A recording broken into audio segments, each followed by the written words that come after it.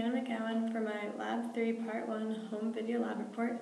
It is on constant velocity motion. My observation for this lab was a flying jet, and the result is that making a model in which Fnet equals 0 is assumed accurately predicts what the actual observed motion does.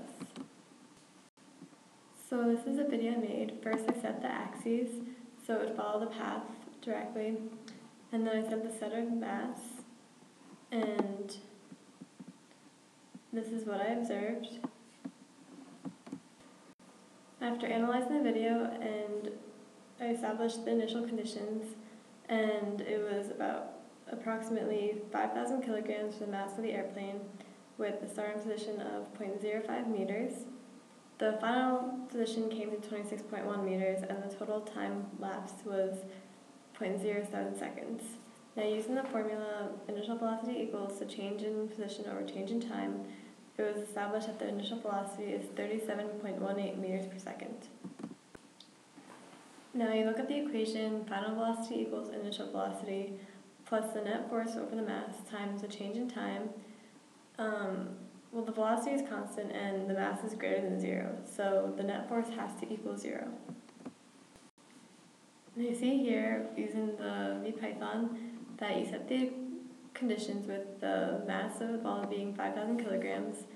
You set the initial position, the initial velocity with a start time of 0, and then with the total time the total time passed being 0.07 seconds, and with the net force of 0, you run it through the module,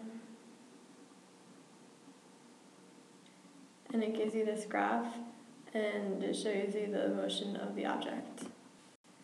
Now you compare the graph of the actual observed motion on the left with mass A to the graph on the right that was used in the VIDLE shell, and you see that it's the same shape, and it's using initial position as 0.075 meters with an initial velocity of 37.1 meters per second, and the net force being 0, so it just constantly goes up above the x-axis. Now what if the origin was different? Well, the only thing that changes the initial and final position. The velocity would still be constant, delta t would stay the same, and Fnet would still be 0. So you go back into the VIDLE and you change the position to something different. So say you started from a negative position from origin, and it's -2. So you run it, and the shape is exactly the same. Here you can see in this that the initial position is over here rather than where it is over here on the right. And the shape is exactly the same, it just starts below the x-axis. So this indicates that the net force is equal to 0. So the force of the push equals the force of the pull. Now if Fnet wasn't equal to 0, then the velocity wouldn't be constant.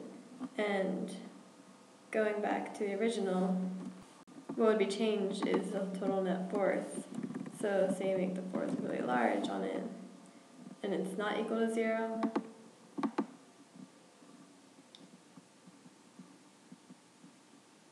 you can see it's becoming parabolic. Thank you for watching my lab report. Again, this is Breanna McGowan, and I hope you enjoyed it.